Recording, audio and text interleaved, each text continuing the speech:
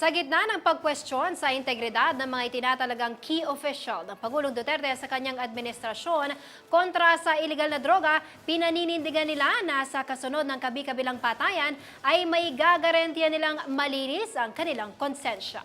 Narito ang report. With the General Lapinia at the Customs,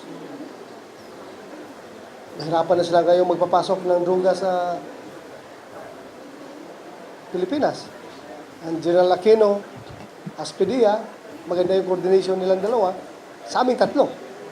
Ako nandito sa PNP, I expect a brighter future. Sinisiguro ni Philippine National Police Director General Ronald Bato de la Rosa na masusugpo na ang iligal na droga sa bansa kapag naupo na sina retired General Isidro La Peña sa Bureau of Customs at Police Chief Superintendent Aaron Aquino sa Philippine Drug Enforcement Agency. Kilalang-kilala na raw ni De La Rosa ang dalawa mula ulo hanggang paa. Sa tagal umano ng kanilang pinagsamahan, ay kilalang-kilala na nito ang karakter ng dalawa sa pagtatrabaho. We have the full trust and confidence of the President, the three of us. Kaya hindi namin yan sisirain dahil after the Duterte administration, after 5 years, uuwi kaming apat sa Davao. Si General Lapiña, General Aquino, ako, at si President Duterte uuwi sa Davao, tapos na yung kaming panungkulan sa gobyerno. At pagdating doon, baka pagsisipa-sipain kami ni Mayor, kayo, nung presidente ako, kayo ang inaasahan ko na magtrabaho, tapos you failed my expectations. Kawawa, no? Kayo, matatanda na kami, pagsisipain ba kami ni Mayor doon sa Davao pag-uwi namin.